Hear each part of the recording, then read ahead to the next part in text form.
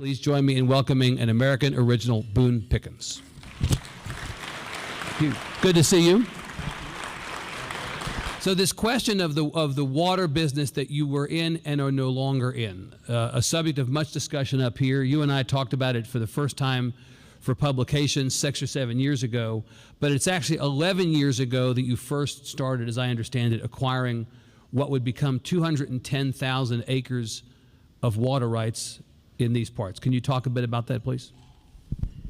Okay, I said something that they didn't hear. I asked you to repeat. You didn't repeat. Okay, I started Mesa Petroleum here in 1956, so I wanted to say that. Second, we started we started acquiring those water rights about 12 years ago, and we, as it went forward, I envisioned that I tried to sell them to Cremwall, and they had a guy named John Williams. It wasn't the best on PR that I ever saw. I said, we'd like to sell some water rights up here in Roberts County to you, and he said, when we want your water rights, I'll call you. You don't need to call me. I said, well, that's clear enough. Nothing unsaid there. And so I thought, well, I'll go out and find a market for the water. And then I worked on that for a number of years. And I really sincerely say this, thank God I didn't sell them, because we ended up selling them to Cremwall. And I got a lot better price for it than Cremwall would have gotten if I'd have sold them to John Williams in, I think it was 1997 is when he told me to, he'd call me, I didn't need to call him. But I ended up selling last year to Cremwall. And I felt like the family that sold Babe Ruth from the Red Sox to the Yankees. And it's been several generations since that happened.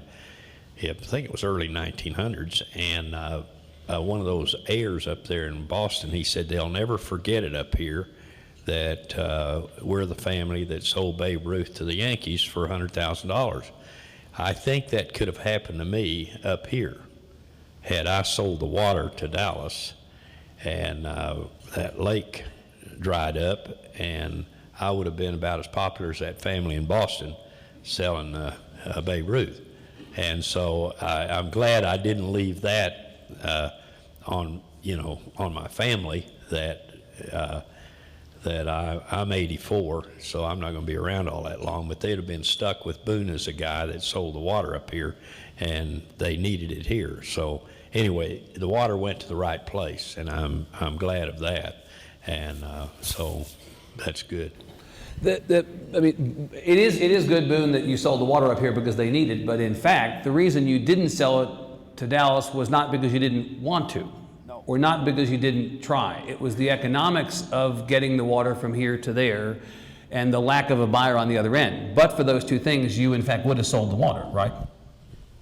Sure, I would have until the last year, and then I lost interest in selling it probably a year down there because I could see what was going to happen up here. Cremwall was going to need the water, and we had started conversations. But it was kind of interesting when I tried to sell the water to the Metroplex Dallas area that we'd have a drought down there and conversations would start, and we would negotiate for several weeks or months, and then it'd rain.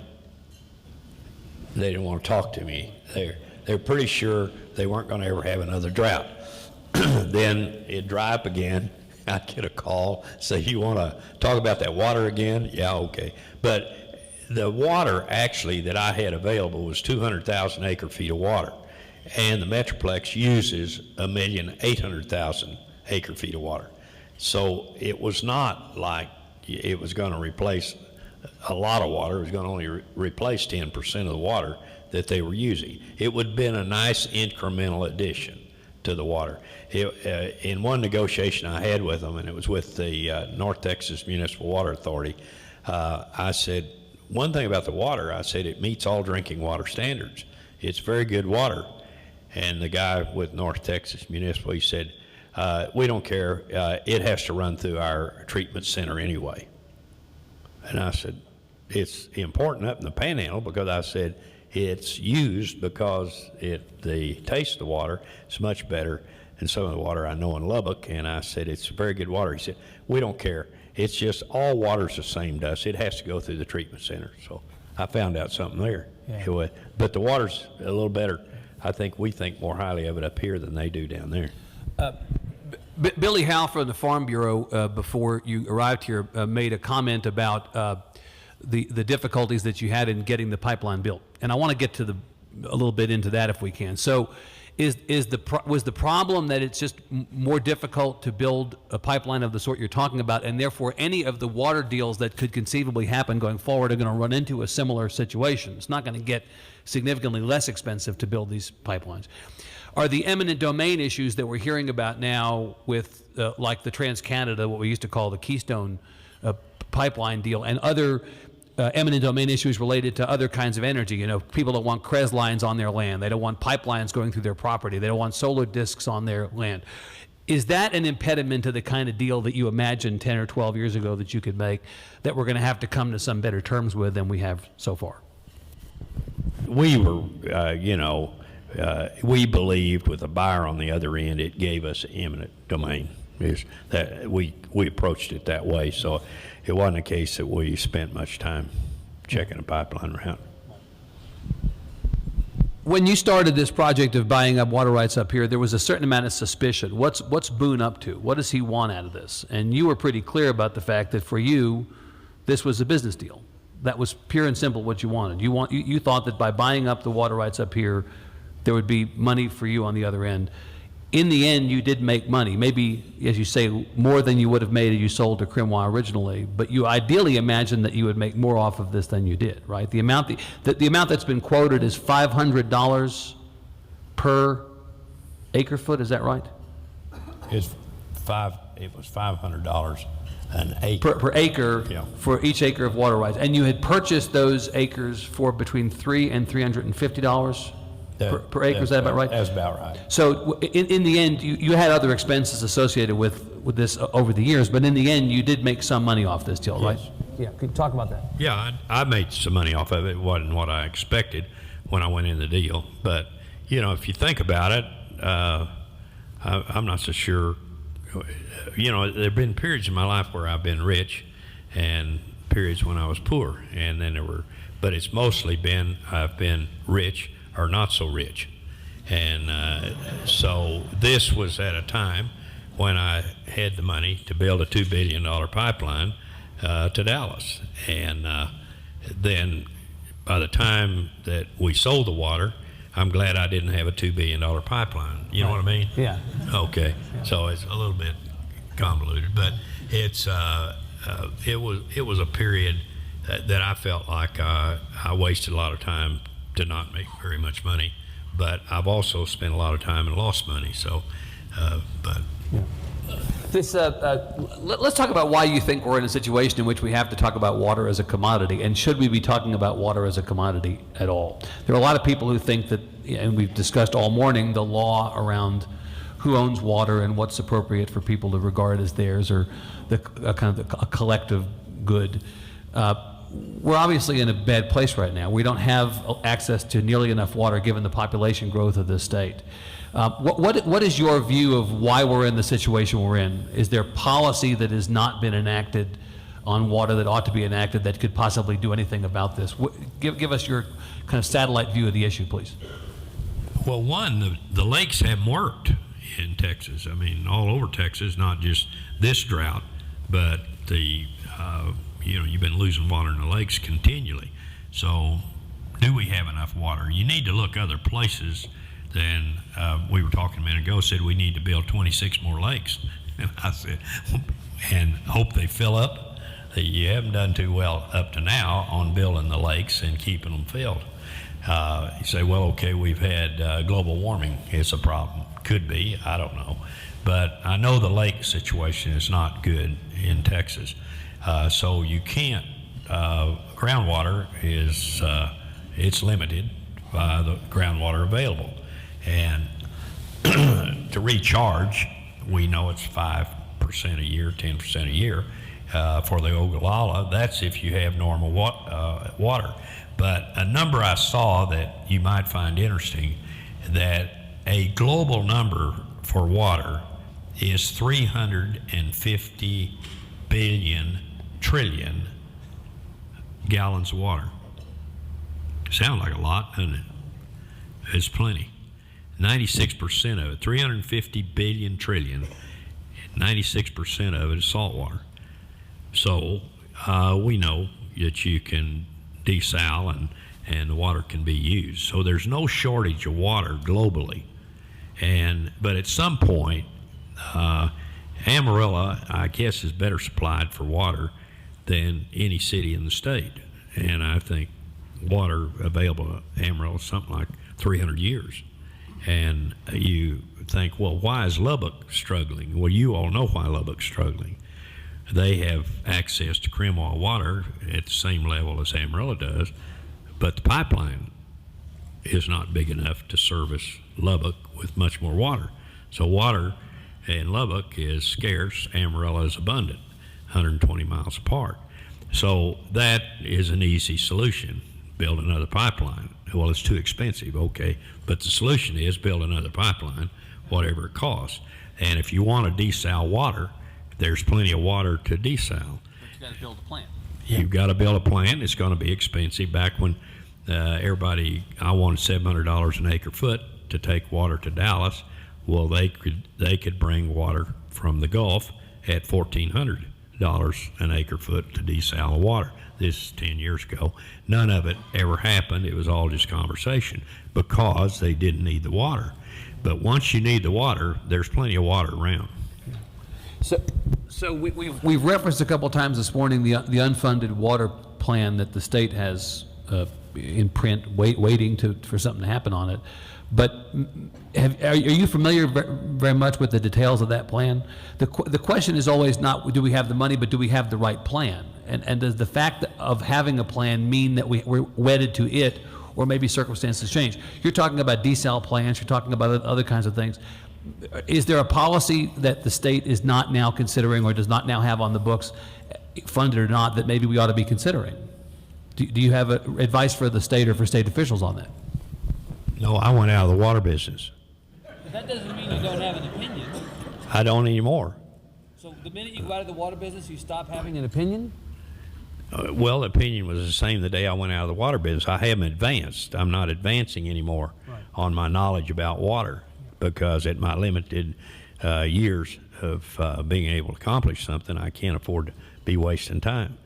So if I'm no longer in the water business, well, hell with it. Not your responsibility. Not my responsibility. I've got some other things I'm responsible for.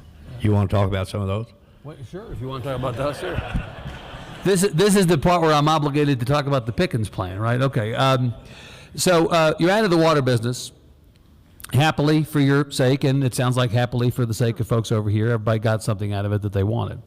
But you're continuing to push for energy independence and continuing to push specifically for natural gas use and for the Pickens Plan. It has been this September is 4 years since the launch of the Pickens Plan, is that right? July of this year. July, so it is 4 years currently, so it's 4 years this summer. Why don't you give us an update on where you are and what you think you've accomplished and where you think the hurdles to accomplishing what you want are? Well, a lot of things have worked my way, is that there's plenty of natural gas, and so a market oversupplied is going to be cheap. So natural gas has been cheap. That's been tough on the wind business, that you can't do a wind deal with natural gas below $6. So wind is almost shut down, but there are a few projects that will still work on wind. But natural gas is so cheap, it now is becoming a transportation fuel. I don't know whether you've seen the station. I know you haven't used it out at Flying J on I-40 Airport Road, that there is an LNG station out there. And those stations are being put across the United States rapidly now because trucks are switching over to natural gas. To give you a kind of an overview, there are 8 million 18-wheelers in the United States. Not all of them go east-west over the road. A lot of them, in fact, 70% of them operate in a regional pattern that's more like San Diego, Phoenix, Las Vegas, back to San Diego. But in a pattern like that, then 30% of them are over-the-road trucks. But the stations are going in fast. Clean Energy Fuels is building 150 this year, and Shell has announced they're doing 200. So they're the only two I've seen that have, but that's plenty of stations, because all you need is a station every 300-400 miles, and everything's fine. So what is this going to do for the country? You're using a domestic fuel. It's 30% cleaner, and it's $2 a gallon cheaper. Well, that's the reason why they're switching over natural gas 18-wheelers. Navistar's got a big program for it. They told me, their CEO and I had a breakfast the other morning in Chicago, and he told me by 2014 he thought 40% of the vehicles they made would be on natural gas. So it's happening quickly, and it doesn't need any subsidies from the government. That isn't necessary. Just let private industry take care of it, and it'll be done. But it will create hundreds of thousands of jobs in this country. So, in the Pickens Plan, since 4 years ago, I have 1,700,000 people signed up with me. The question is, what can I influence them to do? And what do you want? I have no idea. No, I do have an idea. I've only communicated with them on energy, nothing about politics or any other subject. And but I've told them that I will, and I have what they call a Boone cam that goes out to them every week or two, and I will advise them if we come down in this presidential election who has the best energy plan, whether it's Obama or whether it's Romney. But I saw a piece of Obama's this last week, and the White House, it was a White House press release. It was a big deal, and it was for 7 solar and wind deals that the power generated off the 7 deals would supply 1.5 million homes. Think with me, that's not very many. It's not a very big deal. And so Obama's got to step it up. They've got to get into some numbers, bigger numbers and all. But the Democrats, where they are, is that they want to use renewables. And wind and solar do not replace OPEC oil. So the only thing that's going to replace OPEC oil is going to be natural gas or more oil in the United States, which we're doing very well. The United States has the cheapest energy in the world. Natural gas is a fraction of the rest of the world. We're $3 today if we're lucky. And then Beijing is 15, Tokyo is $18, the Mideast is 13, and Europe is 14, and we're $3. And on oil, we're 15% cheaper. WTI today is $15 under the Brent North Sea, which is the global price for oil. And I was in Europe the other day, and people were complaining about gasoline prices. And I said, our gasoline price is half what yours is. They said, we know. And I said, but you've got to understand that you're paying a lot more taxes than we are. The guy looked at me real funny. He said, what are you talking about? I said, you're paying more taxes is why yours is twice as much as ours. He said, I don't give a damn what I'm paying taxes. I know what I'm paying at the pump. That's all that makes any difference to me. So when you hear in the United States, somebody will say, yeah, but we're half, their taxes are higher than ours, and that's why their prices are higher. I said, they don't care. It's not taxes. They're not interested. They're interested in what it's costing them to fill up their car. And so here we are with the cheapest energy in the world, and we don't even appreciate it. I remember, Boone, back after the 2008 election, you talked about spending time with both McCain and Obama during that race, and how you felt that they were not being aggressive enough in looking ahead to energy independence. Their plans were too small. They weren't going to do enough, or they would talk about how their plans were going to be transformational, but it wasn't going to really have much of an impact on this conversation. Today, maybe even more than 2008, there is not much of a stomach in this country for spending. Not in Texas and not in the rest of the country. It's austere times. in the absence of a whole lot of money to invest in things, what can the federal government, or what should the federal government be doing on energy that would actually move the needle? Or are we going to still be playing small ball for the foreseeable future? Well, the leadership needs to come forth and just say that, we have resources in America and we're buying oil from the enemy, OPEC. Oil that's purchased from Saudi Arabia, some part of that gets in the hands of the Taliban. And we're stupid to do it. We still have a lot of military in the Mideast. There are 12 aircraft carriers in the world today, and the Chinese have one they're still trying to outfit, and the other 11 belong to us. There are no other aircraft carriers. We have 4 that 2 are in the Persian Gulf and 2 are very close by. So we're there with missile coverage for somebody, and the Straits of Hormuz, today there'll be 17 million barrels of oil come out of the Straits, and the 17 million, 2 come to the United States. So here we are protecting oil for somebody, and I said in the Pentagon the other day, I said, you guys ought to let somebody else help pay the bill over there. They said, well, you can send them a bill, they won't pay. And that's true, they don't pay, they just let the United States do it. Well, if the leadership in Washington would say that we are going to encourage the use of natural gas for heavy-duty trucks, which will be 8 million. If we did that when we switch those 8 million trucks over to natural gas, that's 3 million barrels a day. We can wipe out what we get in the Straits of Hormuz and from Saudi Arabia. The total we get from OPEC countries, which are Nigeria, Venezuela, and Angola and others, is 4.5 million barrels a day. So we have the capability in the United States. We had the Keystone Pipeline into here and everything else. We can take out the whole 4.5 million that we purchase from OPEC. It would give us tremendous flexibility on military in the Mideast. We wouldn't have to have any aircraft carriers there. That'd be unnecessary. I'd like to say give it back to the Indians and get the hell out of there. I don't know all the military issues in the deal. I'm not that well informed, so I'm not going to get my neck stuck out to say we ought to move out of there. I'd like to have the flexibility to move out of there if we want to move out of there. That is not the case today because we're in there protecting the oil coming through the Straits of Hormuz. But we've got to do something in Washington. We've got to do something different than we're doing, because what we're doing up there right now isn't working. And we're getting people killed every day in Afghanistan, and I don't understand that. I don't know what's in Afghanistan that we want. I don't think we went to Iraq for oil. We didn't come out of there with any, but we didn't go to Afghanistan for rocks either.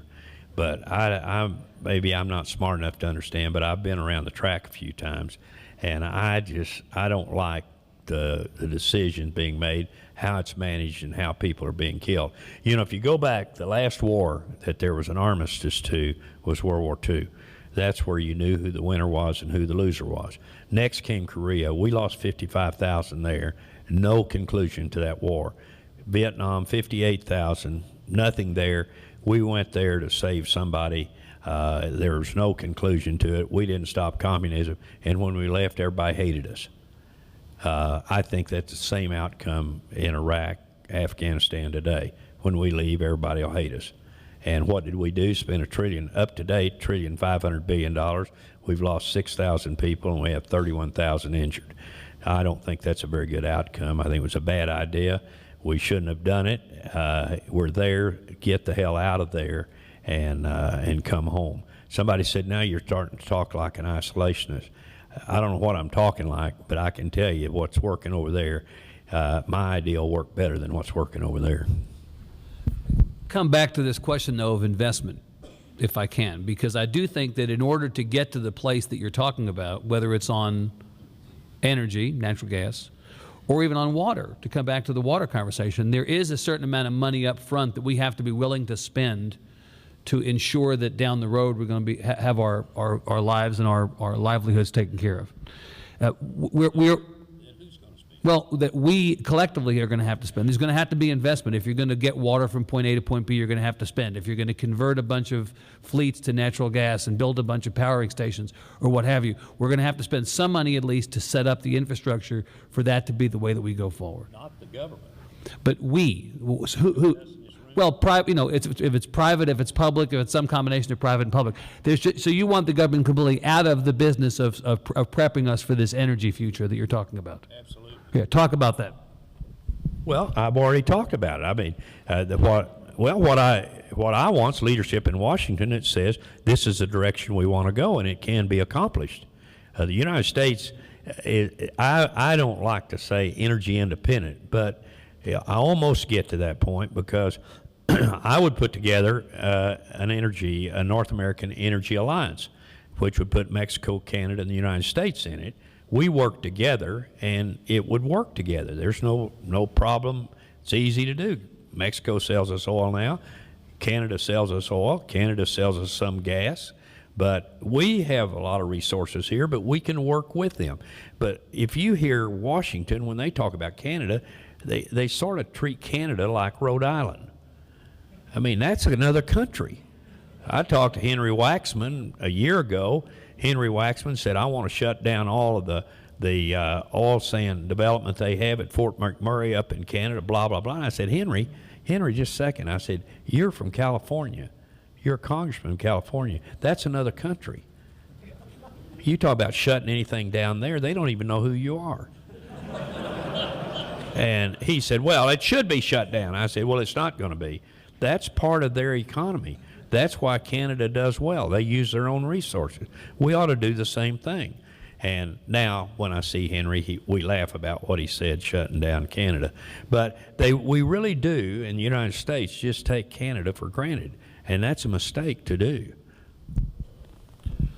You mentioned Romney and Obama and their energy plans. You have had an opinion about politics in the past. Do you have a view of this election and what's likely to happen in the fall? And can you talk to us about where you are in terms of this election? Well, now you want me to pick a candidate? Is that what? Well, I'm not ready to. Of course, you know I'm going to be for Romney. I may be a fool to sit up here and tell you anything otherwise. I've never voted for a Democrat for president in my life. I'm not going to vote this time for sure. So, okay, I'm for Romney. I want Romney to get a better plan than he's got. I have not seen what Romney is going to do for the economy. I think he calls it a 59-point plan. My advice to him was get it down to about 3 or 4 points. That we're almost like Nancy Pelosi said, we'll understand the health care bill after we pass it and then read it. You remember her saying that? Yeah, that's kind of the economy. We got to get this thing narrowed down to where we use our own resources, which we can do, and get back to work and quit trying to. Obama wants to have everybody work for the government. I really, truly believe that. And that's his philosophy. And I'm not for that. I want smaller government and better free enterprise, private industry, and all. So, but in the last, this is a little unwieldy. That's right. But in the last election, you actually made a point though of saying that you were talking to both candidates, and you were willing to talk to anybody. It sounds like maybe you've made up your mind a little faster this time than you did last time. Obama he is totally connected to the left to the point.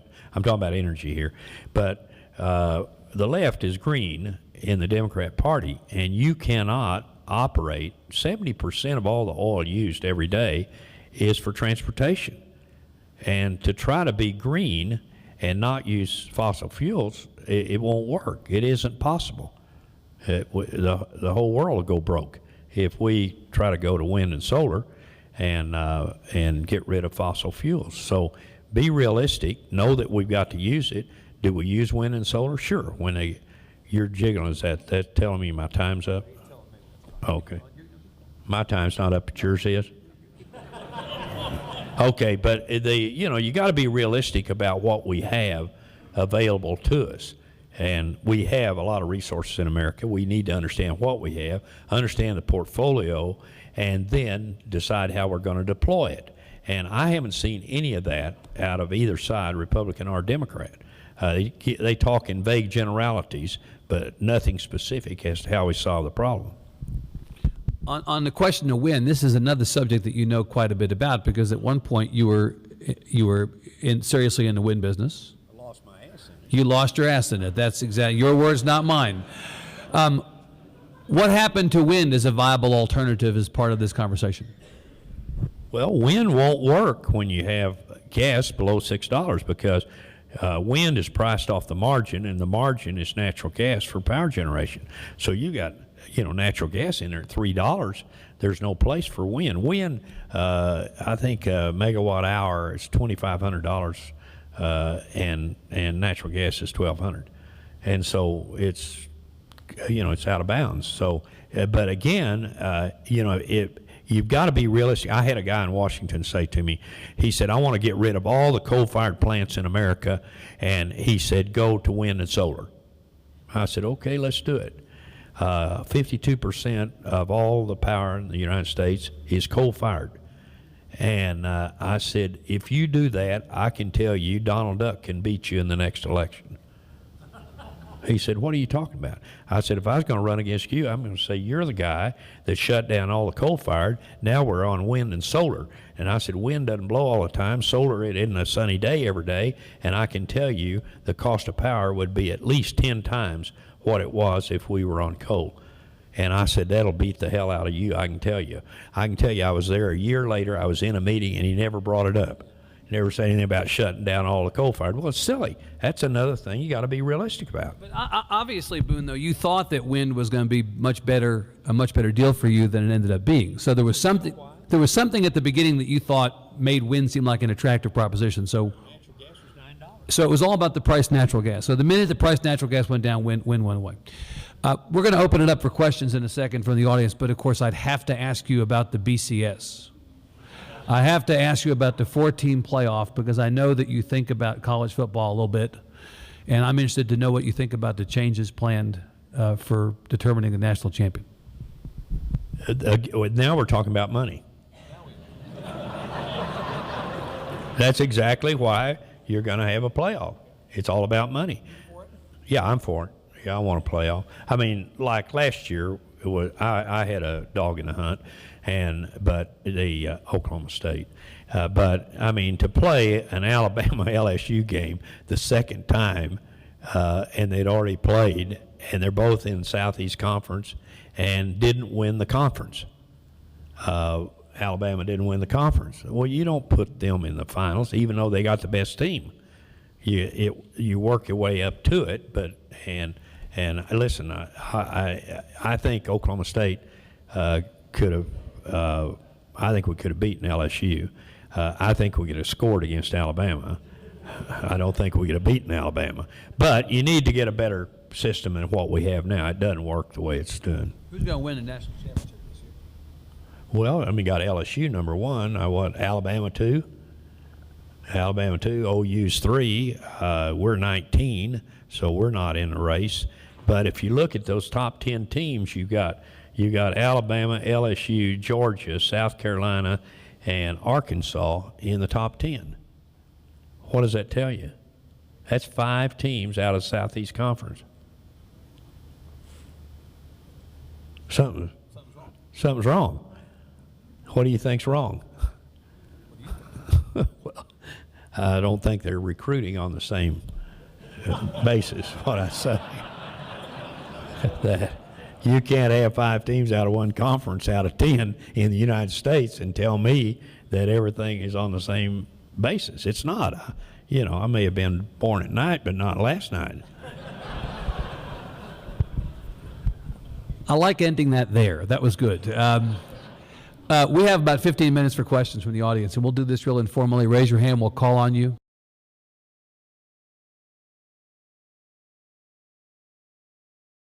I know, that there have been some plants that I think you're still like 48, 49% power from coal. To answer the question, no, I don't have the answer, but I do have a comment. Okay, that I think you're up to about 24, 25% power from natural gas. And most all new stuff coming on is natural gas, no coal. But you've shut down nuke again, and we need to. Nuclear is real. I can tell you, after that that horrible accident over in Japan, and then they went into, what, a 2-year study to tell you about whether nuclear was safe or not. Can you imagine how much time we've wasted on whether nuclear is safe or not in the last 20 years? It's incredible. How many plants have had a disaster? 3 Mile Island escaped, and you had the Chernobyl deal, and then you had the Fukushima, over there in Japan. I can tell you, I'm a geologist, so I'm speaking with some knowledge, that the last page of the study will tell you, don't build the nuclear plant on the coast, okay? And second, don't build it on a fault. And if you look at it, there's only, Chernobyl was a faulty design, so that was a brain problem. But get it inland. Build them inland off the coast and off of faults. And I'll bet you won't have another nuclear plant blow up in the next 100 years. You've shut down pretty well dry gas drilling right now. That you had 2,000 rigs running on natural gas. You got 500 now. But you've got the 1,500 are over drilling for oil. Oil is, the economics are much better. But you've shut down the biggest gas field in the United States will be the Marcellus, which extends from western New York State across Pennsylvania and West Virginia. That'll be the biggest gas field in the United States. And that's shut down on the east side of it, up in the eastern Pennsylvania area where you have huge natural gas wells out of shale. I've seen some decline curves up there on wells that those wells are going to produce 20 billion cubic feet of gas out of the shale. But natural gas is, the price is so low you can't drill those wells up there now. They're expensive wells. So you're going to have, I think you'll see activity on natural gas pick up at $5, $6 it'll get really active. And but remember again, natural gas on parity with oil is 6 to 1. I've seen it 10. I've seen it when it was 10 to 1 when you had $100 oil and $10 natural gas. So natural gas is always sold at a discount to oil. It's the cleaner of the hydrocarbons, and but that's not fair to say. It's a superior part of the hydrocarbon chain is natural gas. But we have always been set up to use gasoline and diesel, and consequently that's where most of the oil goes. 70% of all the oil goes to transportation fuel. But I think that I'm struggling with the word equilibrium. But I think you're going to see activity at $5. You'll start to see the rigs go back to work on gas, but $6 it'll get very active. What about the shale boom here in Texas? Obviously, there's been so much discussion of the Eagle Ford Shale and the Barnett Shale, and you, in fact, were mentioning back before we came up here about another shale play that you're aware of. There's a lot of stuff happening on this space in Texas. Would you comment on that, please? It's unbelievable, the resources we have in this state. And when you look at West Texas, it's incredible the oil that is there that will be developed in the horizontal wells. Horizontal is the key to it. Fracking is something we've done. The other day that Obama made a statement that the Energy Department of the United States developed fracking 30 years ago. They did all the research. I'm quoting him. They did all the research for fracking of wells. I witnessed a frack job at Borger in 1952. He said it had been developed by the Energy Department 30 years ago. That was 60 years ago. So I don't know who writes for him. I know they put it up there on that teleprompter, and so he's just reading off the deal to us. He's a good reader.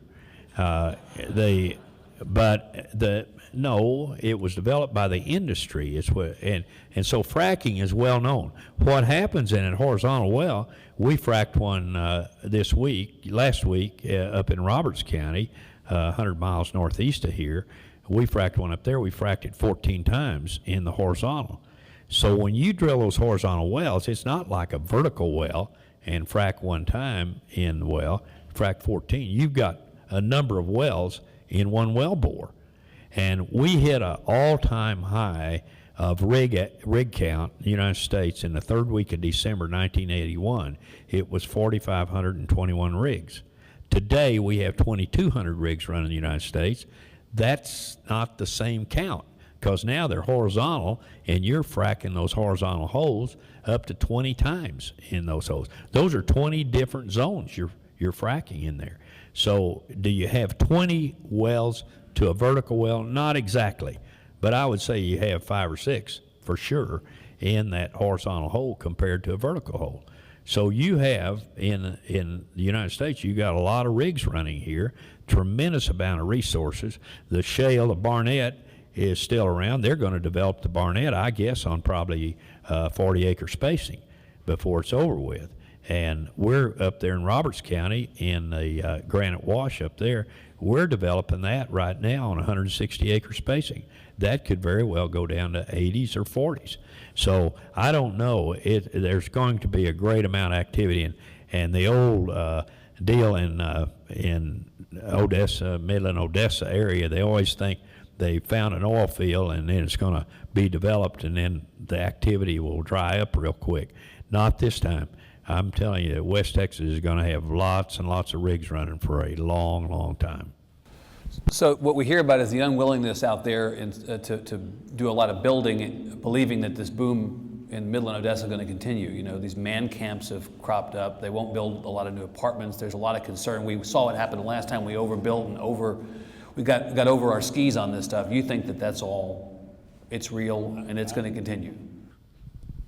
I think you have in West Texas, in particular, you got a business down there that's sustainable, and it's going to happen. Now it won't. If oil drops below $80 a barrel, you'll start to see the activity slow down on the oil. It drops to 60, it'll really slow down.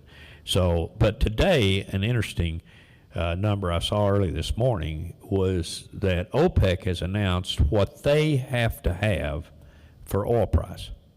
So they're telling you, you're getting ready to see now the minimum, you're seeing the bottom, they're putting it in for you. $99 a barrel is what they have to maintain their budgets.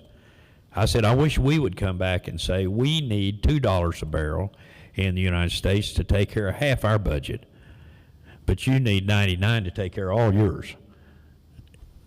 I thought that was funny, so I'm glad I didn't use it to a bigger audience. So but they're telling you 99. The Saudis say theirs individually is 94, and Iran says there's $127 a barrel. But they're clearly telling you they have to have $100 a barrel, and now that's Brent North Sea is where you look at that number for a global price, not WTI. WTI will run about $10 to $15 under the global price. My leader was Ronald Reagan, and what I saw in him is when he made a speech, people that saw it, even if they were against him, said that guy is honest, he's sincere in what he says, and he really believes what he's doing. Okay, I think most everybody agreed on it. They may not agree with what he said, but they said he believes that, he's honest. I'd start from honest first. Hey, come on, give it to me straight. I don't want a bunch of bullshit.